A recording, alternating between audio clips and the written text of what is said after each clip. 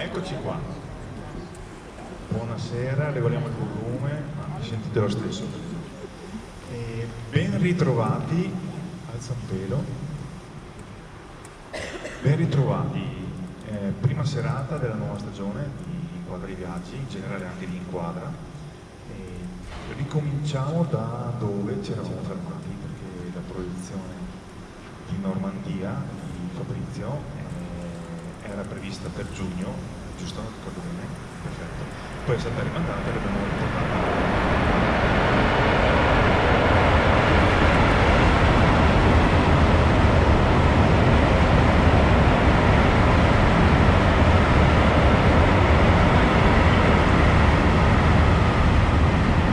Questo era anche lui, stasera avremo probabilmente 2 o 3 interruzioni, ma insomma, dovremo portare un po' di pazienza. No, dicevo che riprendiamo da dove ci eravamo lasciati, riprendiamo dalla Normandia che dovevamo fare a giugno e riprendiamo dallo stesso posto dove dovevamo farla. Dalla prossima volta le serate di Inquadra i Viaggi le faremo a Lina Orsi, quindi il prossimo appuntamento, che è, scusate, il 3 ottobre con Ferdinando Borin sull'Indonesia, Bordin, scusate, è a Lina Orsi, quindi se venite qua e non ci trovate, vi ricordate che siamo dall'altra parte, insomma, visto che il meteo sarà un po' più inclemente. Prima di parlare un attimo della proiezione, vi ricordo che abbiamo a Palazzo Sarcinelli, per chi fosse interessato, la mostra che facciamo annualmente, la vedete qui, il tema imperfezioni. Trovate tutte le informazioni, gli orari sul dépliant che avete trovato sulla sedia, quindi siamo aperti giovedì sera, venerdì sera e poi sabato e domenica tutto il giorno a parte la pausa pranzo. Vi invitiamo a farvi un giro soprattutto. Sono 17 fotografi che espongono sul tema imperfezioni, insomma un lavoro che è durato parecchi mesi, 8-9 mesi.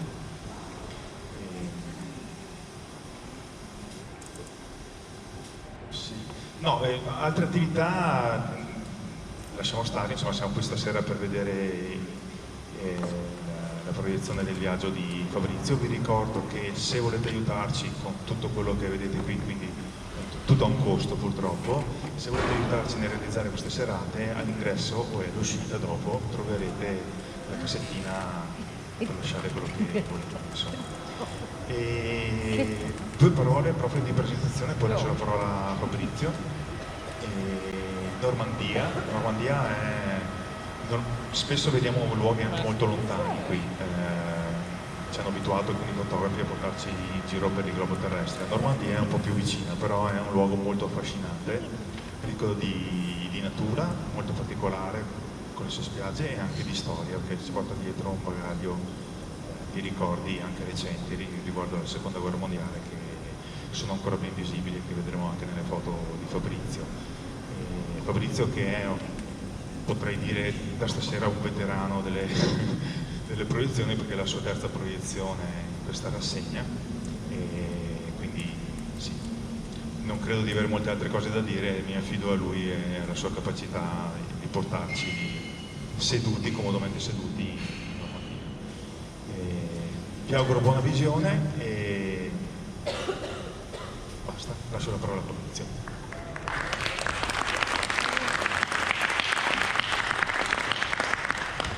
Buonasera, mi sentite? Sì. Allora, il viaggio in Normandia risale al 2019, nel mese di aprile, quindi le giornate iniziano ad allungarsi e potevo godere di bel sole fino a tardi.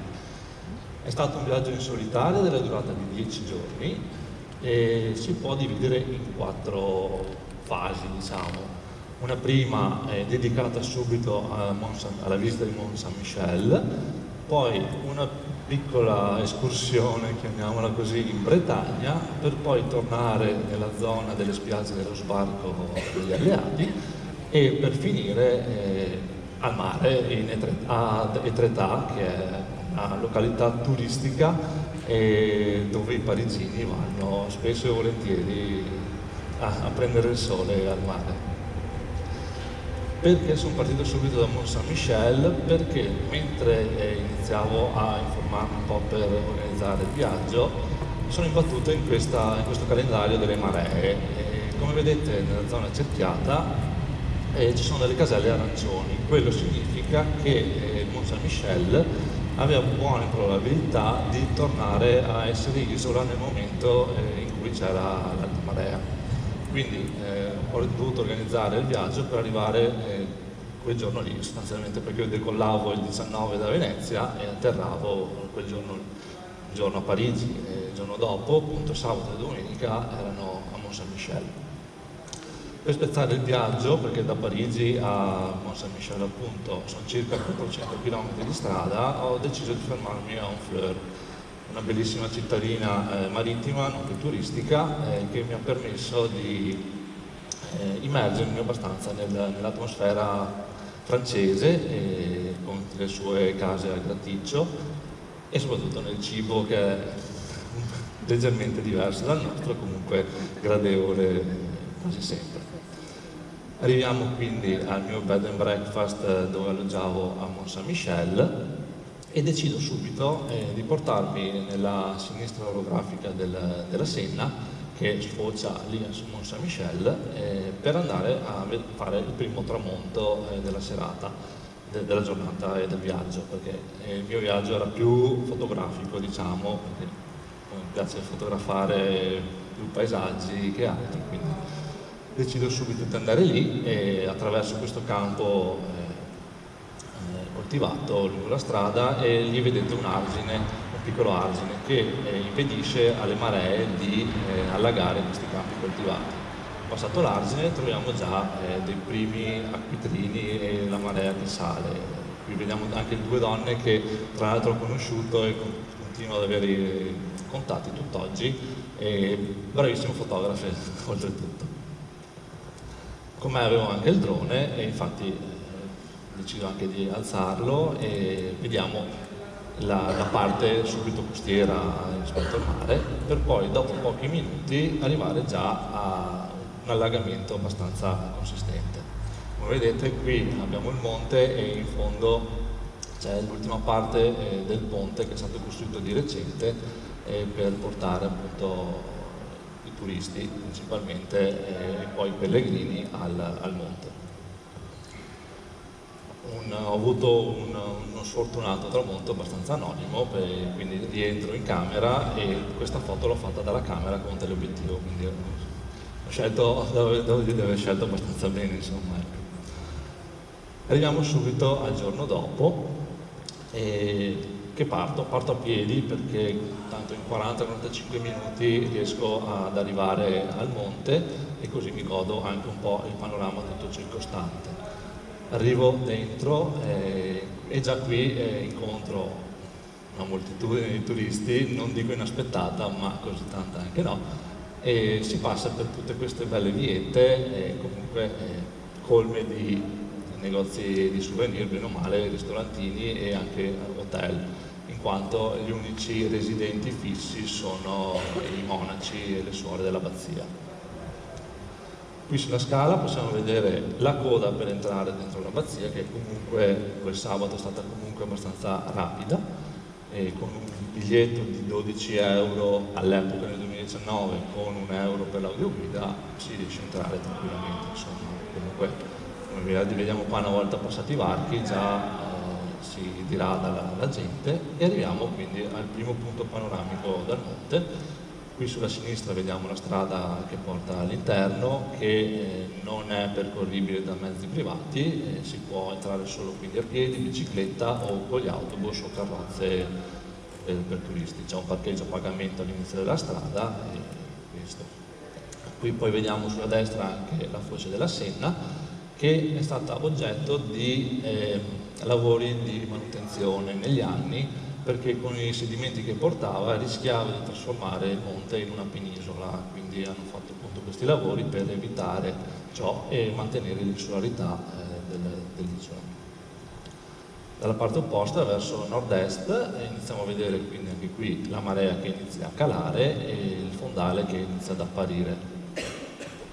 Arriviamo all'ingresso dell'abbazia sulla cima, che poi una volta entrati vediamo una divisione in due parti per quel giorno, una parte riservata ai turisti e una parte riservata alle celebrazioni religiose.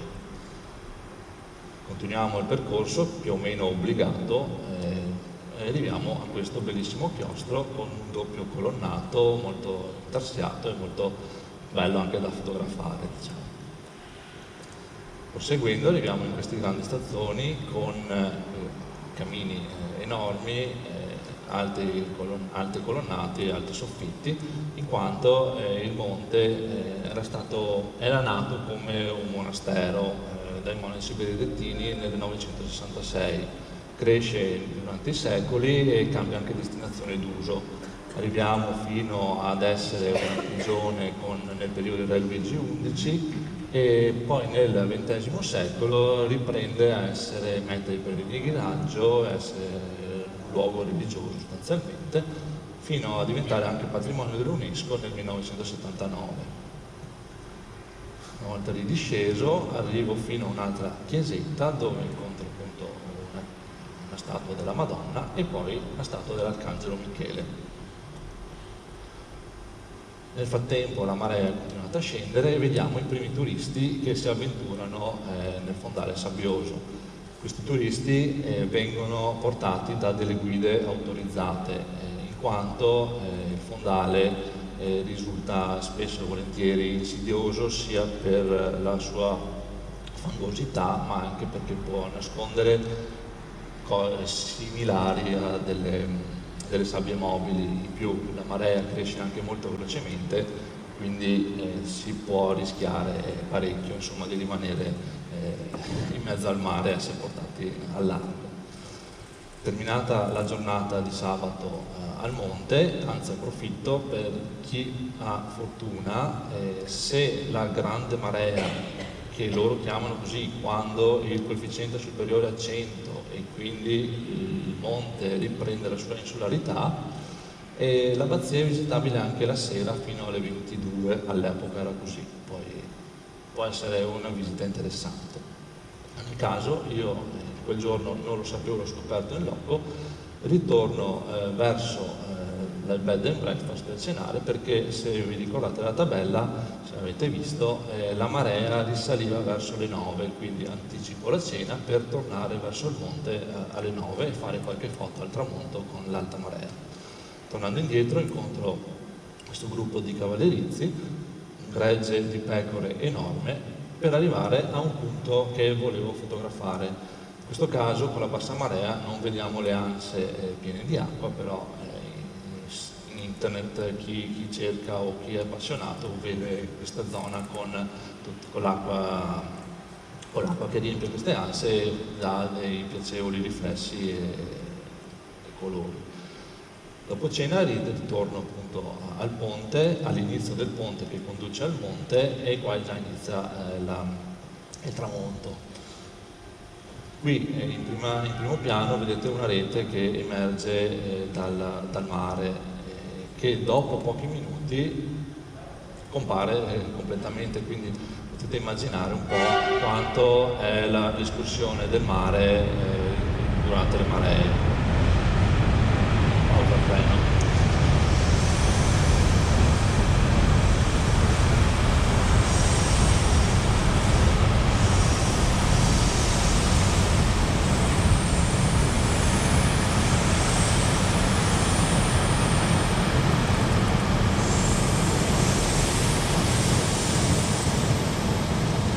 Sera è l'orario dei treni merci. Prima di abbandonare l'isola faccio l'ultima foto notturna con queste scie lasciate dall'autobus che entrava. La seconda parte del viaggio, appunto, come anticipavo, si svolge quasi esclusivamente in Bretagna, tant'è che mi sposto a Dinan per i successivi 2 giorni. Il giorno successivo appunto vado alla parte nord, come vedete evidenziato, andrò a visitare Fort Lalat e poi il Faro du Cap Fréhel. Successivamente scenderò a Vannes, Rochefort-en-Terre e Josselin. Arrivato a Dinan, è una bellissima cittadina con anche dei bei intrattenimenti, perché suonava veramente bene, era molto bella la musica che suonava. e per arrivare fino anche alla chiesa, alla Basilica di San Salvatore, basilica che ho visitato internamente e che per me le chiese sono un must nei miei viaggi, in quanto sono un museo gratuito secondo me, nel senso che sono sempre colme di arte, architettura e anche di ambientazioni molto particolari e suggestive. Uscito dalla Basilica intraprendo questa stradina in discesa, anche questa colma attorniata da casa al Graticcio, con negozietti di arte soprattutto ho visto, e qualche ristorantino, per arrivare in fondo alla discesa a questo porticciolo turistico, le cui spalle troviamo qui sulla destra il ponte antico che risale al XII secolo, e alle sue spalle si vede un ponte più moderno che è fatto più per il traffico odierno. Qui dalla vista superiore vediamo appunto il ponte odierno sulla destra, il ponte antico più o meno al centro, e sulla sinistra questa torre, perché Dinan è una città murata anche, le cui mura sono percorribili nella loro sommità e permettono un bellissimo panorama sui tetti della cittadina. Ritorno quindi verso il centro e si avvicina l'ora di pranzo, e anche qui un pasto non proprio magari francese, però c'era l'ispirazione. Pomeriggio mi sposto a Fort-la-Latte, che semplicemente non è che una fortezza del XIV secolo, monumento storico francese dal 1931, che è stato un punto strategico di difesa dagli assedi degli inglesi durante le guerre di religione. Anche qui con un piccolo biglietto d'ingresso è interamente visitabile sia la torre che tutto ciò che lo circonda. Una volta tornato indietro mi sposto vicino al parcheggio, c'era un sentierino che si poteva intraprendere e una vista panoramica. Una seconda vista panoramica l'ho fatta da più distante, e in questo caso invece l'ho fatta da Cap Fréhel, più precisamente appunto dal faro, che era la seconda meta della giornata, la terza meta della giornata, scusate. Faro che risale al 1950 ed è alto 103 metri. Esso erge su una falesia alta 70 metri a picco sul mare. Qui, vista l'ora e visto il luogo, decido di aspettare e fotografare il tramonto, e direi che l'attesa ne è valsa la pena, oltre anche ad aver cenato in camera alle 10:30 successivamente. Proseguendo il viaggio, il giorno successivo mi sposto a Vannes. A Vannes c'era un foto festival attivo in quel periodo, con delle fotografie sparse per la città, e quindi oltre che a guardare le foto in giro per la città, ovviamente approfitto e mi godo anche tutte queste case al Graticcio e ovviamente anche le chiese. Vannes ha un bel centro storico pedonale, gestibile a piedi tranquillamente, in mezza giornata a mio avviso si può girare. Anche qui l'immancabile chiesa da parte mia, con bella architettura e bei bassorilievi, oltre che questa volta anche un bel organo a canne, che anche di questo sono abbastanza appassionato e li fotografo spesso e volentieri dove ne trovo di interessanti. Torno fuori da Vannes, anche qui ora di pranzo, e questa volta tagliatelle e frutti di mare, e sotto c'erano le tagliatelle. Guardando il vicino direi che sono stato anche fortunato, in quanto avevo ordinato una carbonara e è meglio che non vi dica come era arrivata, perché dopo pranzo proseguo il giro attraversando questo parco costeggiato dalle mura della città. Mi incammino verso la macchina passando di fronte all'Hôtel de Ville, nonché il municipio della città. Infatti anche qui potevamo anche intuirlo fosse un edificio pubblico, dalla presenza della bandiera Breton europea e sulla facciata di quella francese. Abbandonato Vannes, mi sposto a Rochefort-en-Terre. Rochefort-en-Terre l'ho scoperto durante il viaggio, nel senso non l'avevo inserito nel mio programma, e devo dire che è stata una piacevole sorpresa. D'accordo che era stata votato come borgo più bello di Francia, e quindi direi che potevo solo cadere in piedi, però sono rimasto piacevolmente colpito sia dalla fruibilità che dall'architettura del piccolo borgo, oltre che anche trovarmi in questi negozietti di artigianato, una pasticceria dove ho mangiato un dolce, non chiedetemi il nome, non me lo ricordo più, però era veramente buono e colmo di burro, quindi penso sia tornato con un po' di colesterolo in più, e un negozio di candele molto, molto carino.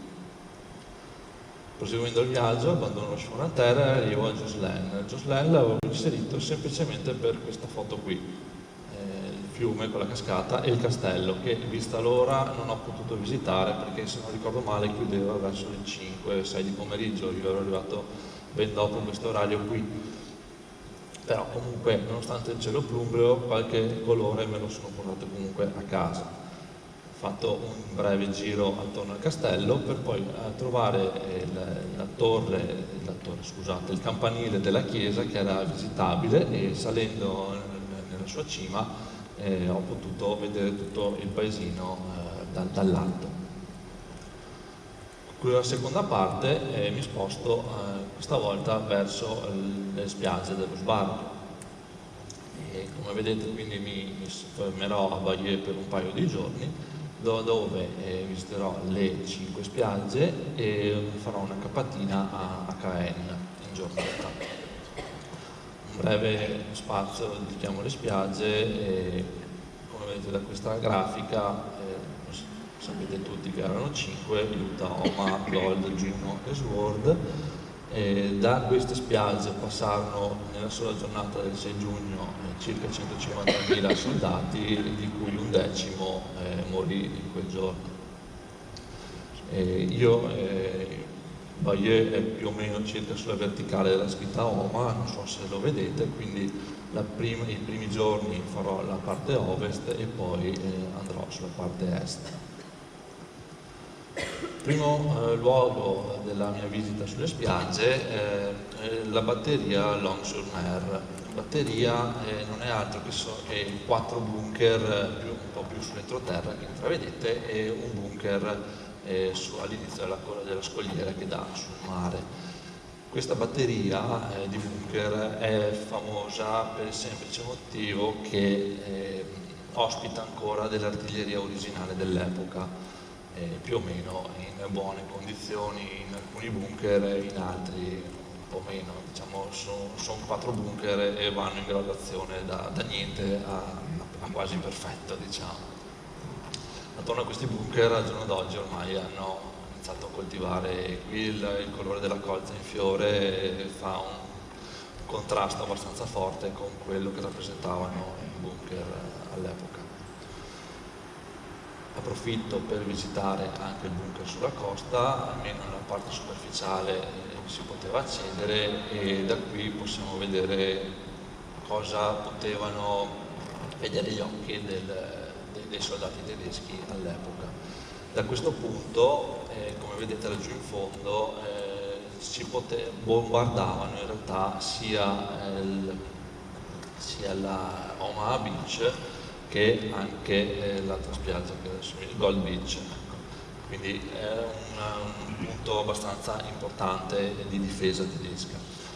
E lì sul mare vedete i resti del Mulberry Bee, che era uno dei 2 porti costruiti nei giorni successivi allo sbarco, che furono di fondamentale importanza per l'invasione.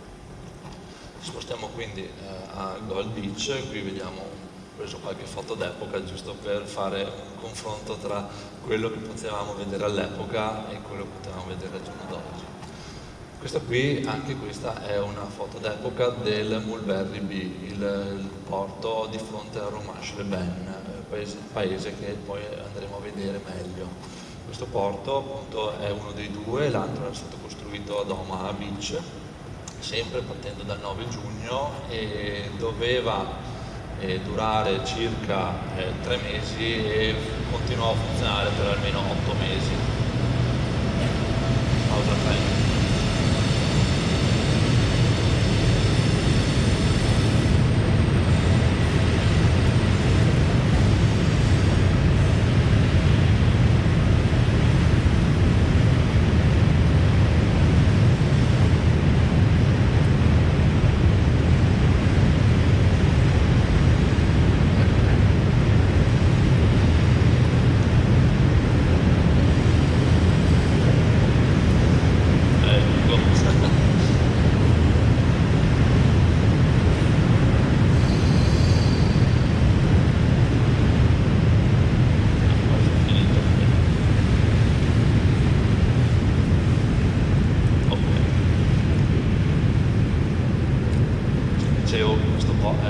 porto doveva durare inizialmente 3 mesi la sua vita, e invece durò praticamente 8 mesi totali. Qui vediamo, era un porto galleggiante costruito interamente in pochissimi giorni effettivamente. Arriviamo quindi a Romanche-les-Bains, giorno un po' nuvoloso, arrivo con l'alta marea, quindi i resti che sono stati portati a riva dalle varie mareggiate al momento non erano ancora visitabili. Quindi comunque faccio un giro per la cittadina e dal lungomare un po', e intanto per non sbagliare mi porto a casa qualche fotografia di questo cassone. Poi ricordatevi abbastanza, cercate di ricordarvi la cifra 449 perché sarà identificativa sulle foto successive, per capire un po' anche la dimensione che potevano avere. Quindi nell'attesa e nella speranza che scendesse la marea, perché in realtà io quel giorno non avevo controllato le maree, non sapevo se saliva ancora o se scendeva, continuo il mio giro, salgo nella parte est della città dove troviamo dei monumenti e anche le passerelle originali del porto che era stato costruito. Nel frattempo approfitto anche per visitare il museo dedicato a questo porto, che vivamente consiglio, in quanto ho scoperto questa storia grazie a questo museo qui, altrimenti difficilmente a scuola viene insegnato, almeno perlomeno a me non è stato insegnato e raccontato. Per fortuna la marea appunto scendeva e quindi sono riuscito anche a scendere un po' in spiaggia per avvicinarmi a questi resti e fare qualche fotografia. Oggigiorno sono tutti ovviamente avvolti dalle alghe, però riescono a mantenere ancora un po' la forma. Qui se vi ricordate il 449, se vi ricordate di quanto emergeva, potete vedere che bene o male già il doppio è emerso rispetto a prima. Quindi risalgo sulla scogliera per qualche foto di panoramiche, anche per rendermi meglio conto delle dimensioni che aveva il porto all'epoca. Pensate che ospitava circa 16 km di passerelle al suo interno e aveva 3 moli attivi. Questo porto è stato costruito con dei blocchi di calcestruzzo trainati dall'Inghilterra a una velocità incredibile di 5 miglia orarie, e quindi è stato un lavoro che penso solo un esercito potesse effettivamente fare in così breve tempo, per l'organizzazione intendo. Abbandonato a Romanche-les-Bains, passata la sera, arrivo il giorno dopo a visitare l'arazzo, non mi viene la parola, scusatemi, l'arazzo di Bayeux, anche che è famoso come arazzo della regina Matilde. Questo arazzo è lungo 68 metri, è formato da 9 pezze della lunghezza variabile tra 2,5 metri e 3 e 14 metri l'uno. Per tutta la sua lunghezza viene raccontata la storia normanna sostanzialmente, per quasi la metà la storia della conquista normanna dell'Inghilterra, avvenuta nel 1966, e nell'altra metà tutti gli avvenimenti antecedenti a questo evento. È una visita che può durare anche un'ora, un'ora e mezza. Io l'ho fatta prendendomi l'audioguida in modo tale da riuscire anche a capire soprattutto cosa stessi vedendo, perché secondo me senza audioguida è anche inutile andare a visitarlo. Abbandonato l'arazzo, continuo la mattinata verso a visitare il mio primo cimitero di guerra. In questo caso è il cimitero inglese, che devo dire come prima visita per me è stata molto emozionante, e anche ho subito l'atmosfera che generava questo cimitero, con le sue lapidi tutte in fila e il prato ben curato e anche i fiori di fronte alle lapidi ben curate, e devo dire che mi ha toccato parecchio, più questo che quello americano che andremo a vedere poi. Oltretutto anche qui, come quello americano ovviamente, mi ha colpito parecchio l'età dei ragazzi che sono andati a morire. Come potete vedere qui, non so se riesce a leggere, due ragazzi di 19 e uno di 20 anni, quindi età molto molto giovani. Inoltre in questa prima visita ho scoperto la storia delle monetine sopra le lapidi. Dipendentemente dalla taglia della monetina che viene lasciata, varia la storia di chi l'ha lasciata, appunto. Può essere un commilitone, può essere un commilitone che ha visto la persona morire, può essere anche solo una persona che lo conosceva e via dicendo. Quindi anche questa cosa qui ne ho trovata una, ma ce ne sono altre lapidi che ne avevano anche 3 o 4. Passiamo poi a Omaha Beach, penso la più famosa, anche resa appunto famosa dal film Salvate il soldato Ryan, o comunque da tutti i film riguardanti lo sbarco in Normandia. E qui troviamo i primi monumenti riguardanti appunto lo sbarco. Questo monumento in particolare rappresenterebbero 3 vele che starebbero a indicare una la speranza, l'altra la libertà e l'ultima la fraternità. Oltre a questo monumento troviamo anche quest'altro che bene o male lo troviamo in tutte le spiagge anche più di una volta. E qui ad esempio era dedicato alla prima divisione di fanteria statunitense. Per rimanere in tema Stati Uniti, qui arriviamo al cimitero americano. Non lasciatemi ingannare dal cielo azzurro, perché dopo poco inizia a piovere. È la mia prima pioggia in terra francese. Questo non ha comunque impedito di visitare il cimitero, con anche qui sempre ben curato, ben tenuto, file infinite di croci e di stelle di Davide in questo caso. Non è raro trovare qui fiori di fronte alle croci o anche bandierine più patriottiche. Essendo arrivato nel tardo pomeriggio, assisto alla Maina Bandiera accompagnato dal silenzio. Quindi all'ora di chiusura, comunque la giornata era ancora lunga per me, esco, vado verso il mare, incontro dapprima questo monumento, successivamente questo resto di bunker, sulla cui sommità è stato eretto un altro monumento in ricordo a chi ha conquistato questo punto preciso. E da qui possiamo vedere un po' quello che si vedeva verso il mare, e ho deciso appunto anche di scendere e vedere dal lato opposto quello che vedevano i ragazzi che sbarcavano dalle navi. Spostandomi verso Utah Beach, scusatemi, e volevo fermarmi in quel luogo famoso, abbastanza famoso, dove sulla chiesa si era impigliato un paracadutista nella notte antecedente al lancio, antecedente allo sbarco.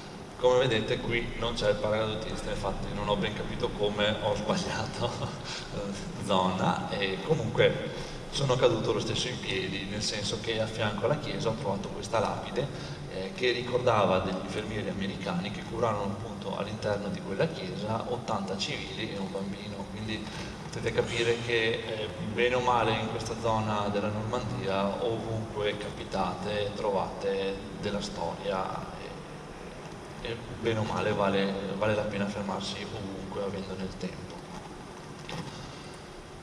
Utah Beach all'epoca, Utah Beach al giorno d'oggi.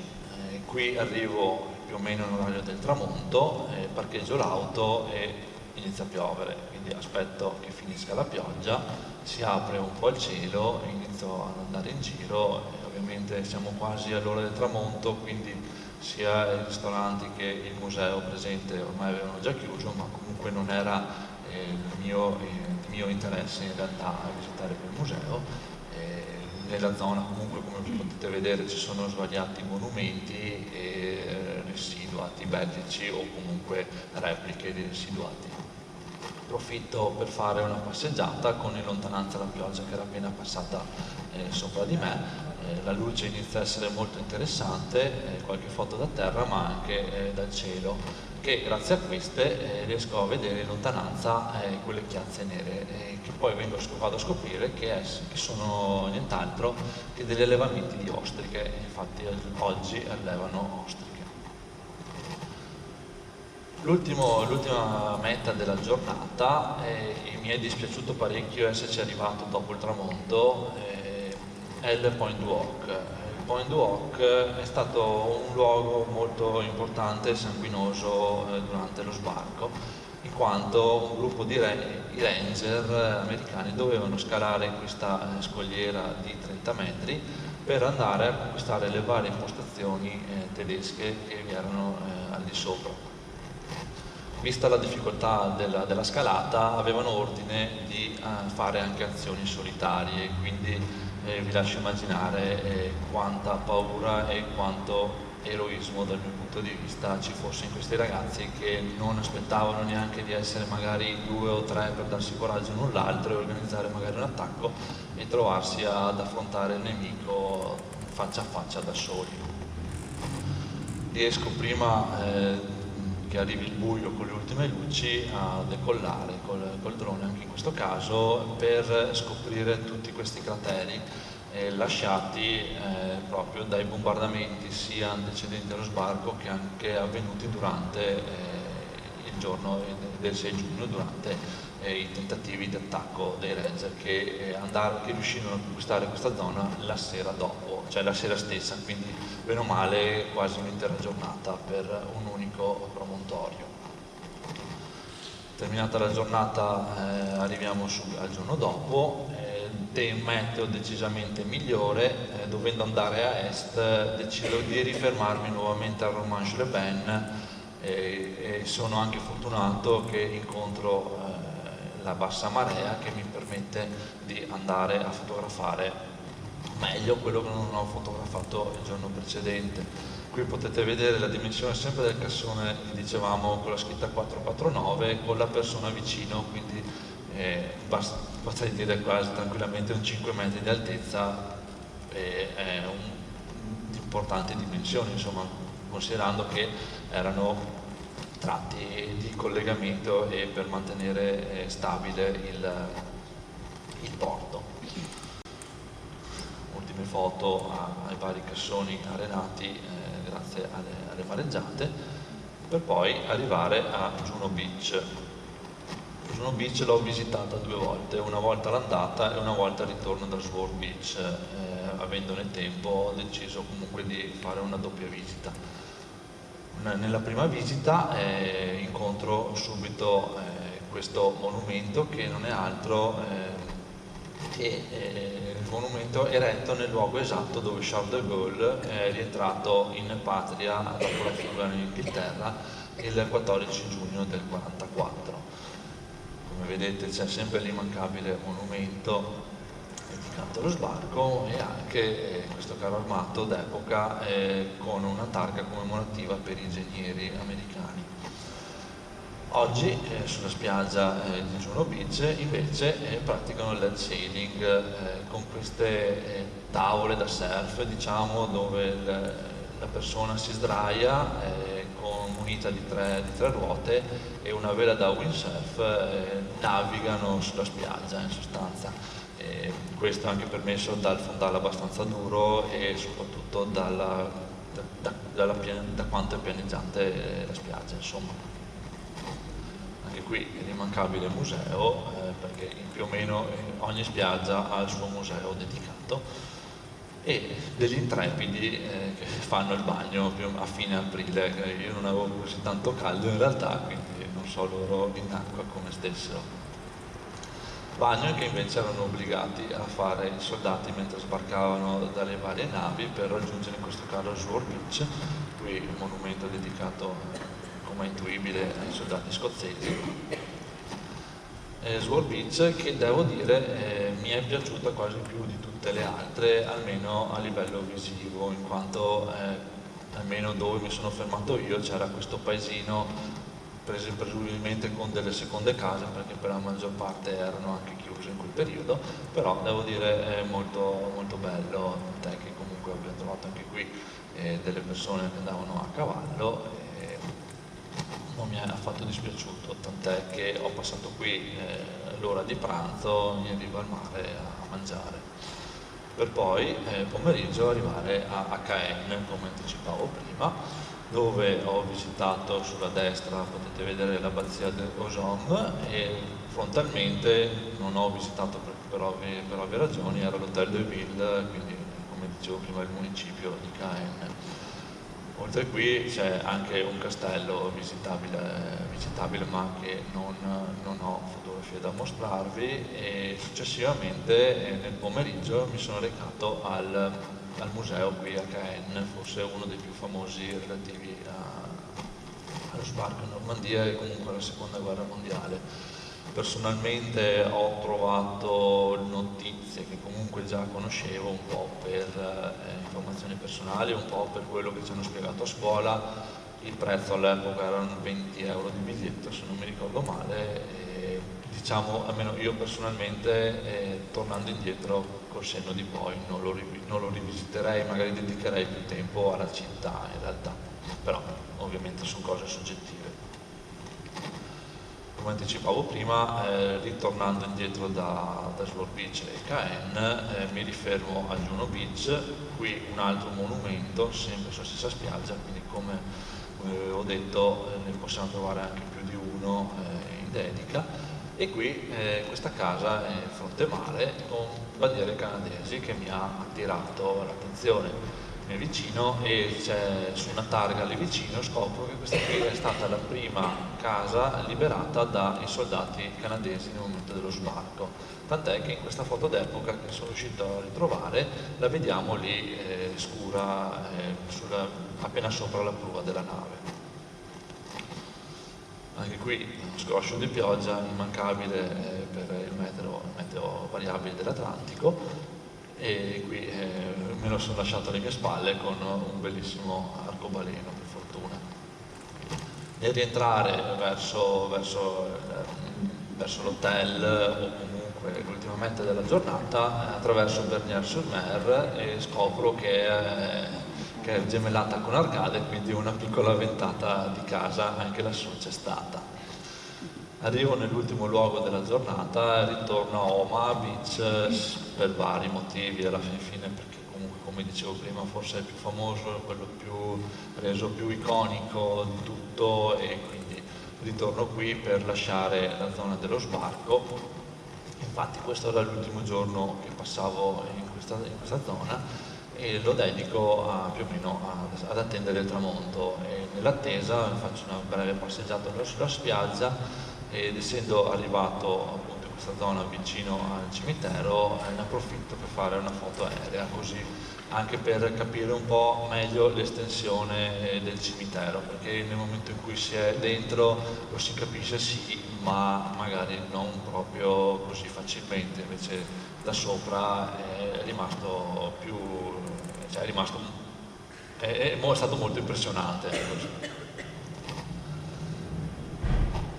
Passati i minuti inizia proprio a scendere il sole con i temporali all'orizzonte, e direi che l'attesa e il saluto ad Omaha Beach e dalla zona dello sbarco è più che meritato.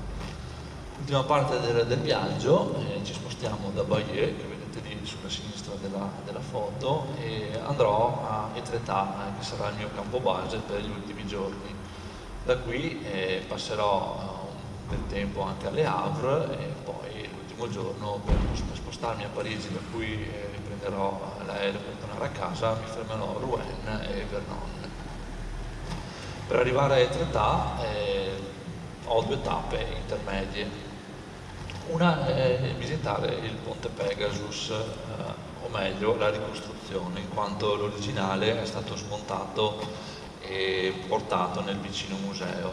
Questi ponti sono stati costruiti dagli americani per ripristinare le vie di comunicazione dopo che erano state distrutte, e quindi per attraversare i vari fiumi.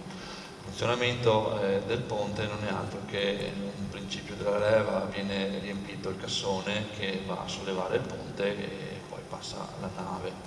Quindi ho fatto un piccolo time lapse per far vedere un po' come funziona.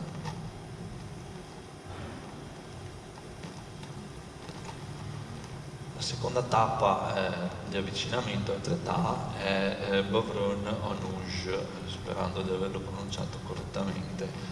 Anche questa qui, come Rochefort-en-Terre, è stata una scoperta durante il viaggio e devo dire che è stata una scoperta molto azzeccata, in quanto non so se le mie impressioni erano state drogate dal meteo, perché ho trovato sole e cielo azzurro per tutta la durata della visita al paesino, ma è stato forse il borgo più bello che ho visitato personalmente, con tutte queste case a graticcio e tra l'altro anche questa qui è una casa molto bella, degli scorci molto interessanti e anche ho scoperto poi esserci la festa del sidro in ottobre, quindi succo di mela alcolico o non alcolico, insomma, indipendentemente dai gusti. Anche qui negozietti di artigianato e bar vari. Arriviamo quindi poi a Etretat, cittadina balneare, come anticipavo all'inizio, dove vanno i parigini al mare, praticamente, perché comunque in un'ora, un'ora e mezza di auto vi si arriva. E qui, questa qui, come potete capire, è una vista dall'alto, perché la spiaggia è un ciottolato attorniata sia a destra che a sinistra da alte falesie bianche. E questo ciottolato, questa spiaggia ovviamente ha anche un lungomare che si percorre tranquillamente, dove possiamo trovare anche qui i bar come in tutte le spiagge del mondo, si può dire, e soprattutto Etretat è famosa anche per i quadri, o meglio per essere stata ispirazione ad alcuni quadri di Claude Monet. Quindi vediamo un paio sulle cartellonistiche informative e ad esempio qui abbiamo il quadro ritraente la Falesia con l'arco da Val.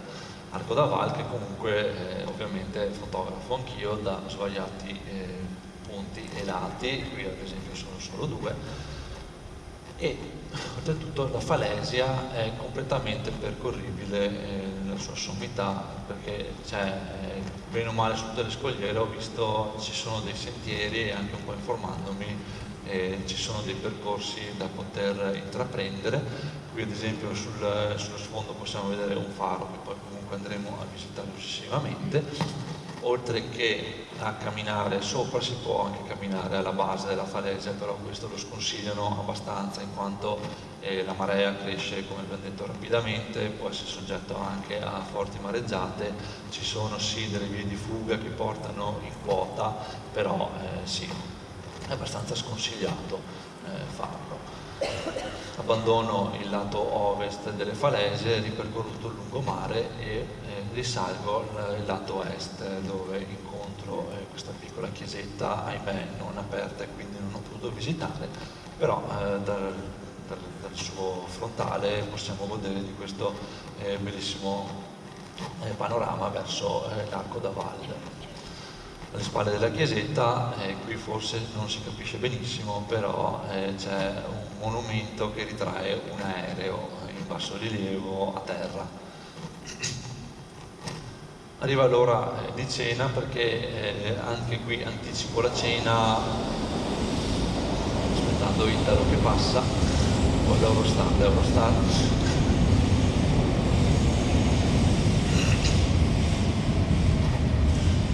Anticipo la cena perché l'idea era anche qui fare un tramonto e quindi provo uno dei piatti tipici anche di qui con le cozze, che devo dire non erano poi così eccezionali in questo caso, le ho mangiate meglio in Belgio, ecco, diciamo.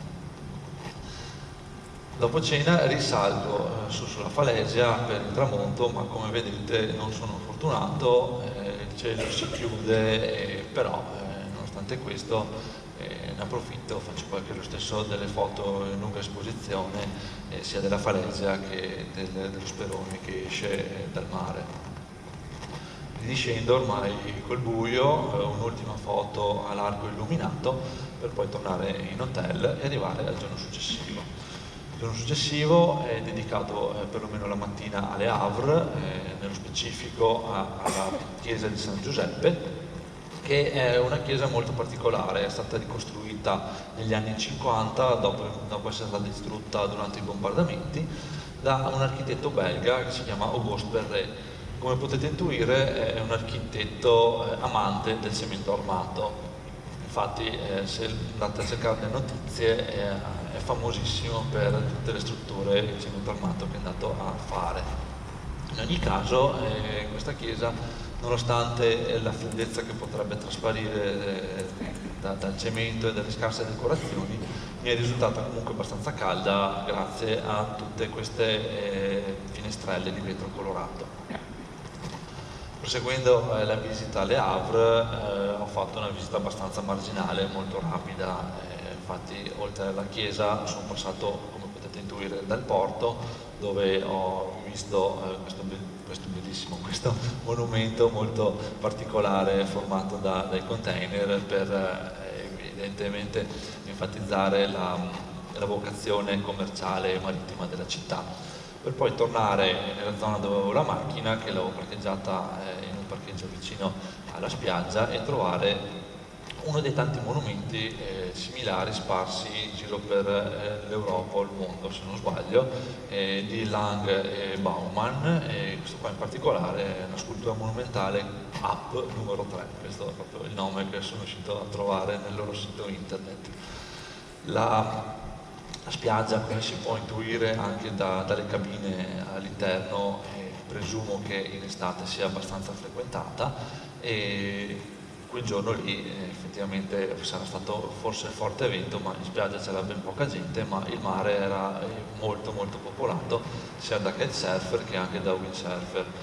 Sono rimasto lì abbondantemente, forse mezz'ora, tre quarti d'ora a fotografarli e a vedere le loro evoluzioni, tanto che poco dopo è atterrato un elicottero che ho scoperto poi essere un elicottero di una trasmissione televisiva. Infatti qui potete vedere il concorrente il seguito dal cameraman. In pratica questa trasmissione, che si chiama Car du Trésor, sono due concorrenti che girano per le varie zone della Francia a fare una specie di caccia al tesoro sostanzialmente. Quindi devo dire, ho potuto vedere una puntata, tra l'altro ho avuto la fortuna, e è stata anche molto, molto carina, anche perché secondo me si scoprono posti non conosciuti, quindi sia per i francesi, ma anche sperando una trasposizione italiana non sarebbe male che ci fosse. Arriviamo al faro d'Antifè, quello che vedevamo prima sulla scogliera da Etretat.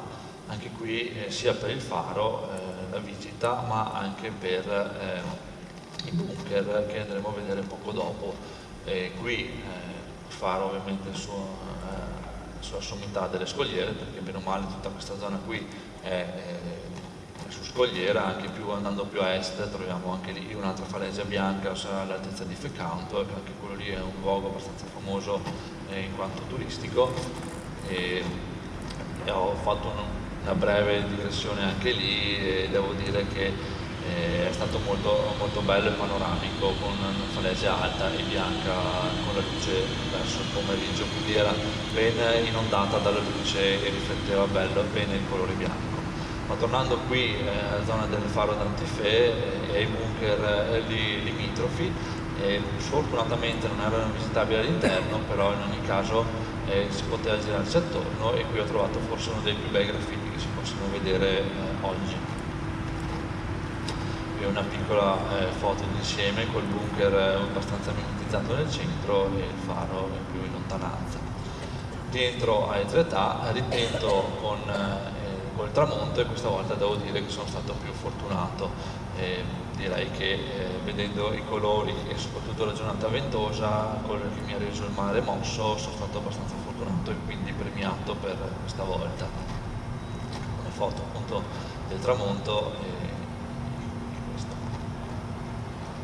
giorno dopo invece non sono altrettanto fortunato che l'ultimo giorno, come detto, mi fermavo a Rouen in prima battuta, anche qui sotto la pioggia, giro per il centro storico, colmo di case al Graticcio, o oserei dire anche condominietti al Graticcio.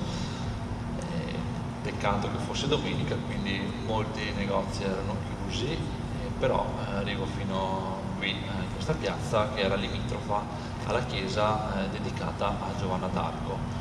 Anche questa è una chiesa molto, molto carina, abbastanza moderna, con una parete esclusivamente dedicata alle vetrate colorate raffiguranti le storie della Bibbia principalmente, e ovviamente una statua di Giovanna d'Arco.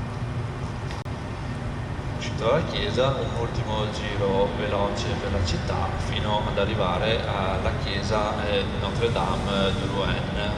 Potete vedere una chiesa in pieno stile gotico, come la maggior parte delle chiese da me visitate fino ad ora, e anche qui mi sono entrato molto, molto interessante dal mio punto di vista.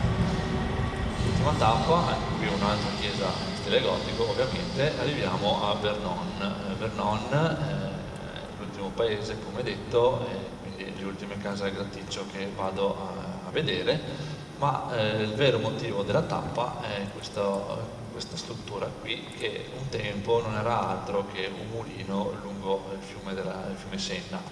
Oggi non è altro che una casa così. Non ho neanche avuto modo di andare a vedere se in realtà era visitabile o meno, perché comunque ormai era abbastanza tardi, e infatti poi dovevo riportare l'auto per poi prendere l'aereo e imbarcarmi e tornare a casa. Quindi io ho finito qui il mio viaggio e vi ringrazio dell'attenzione.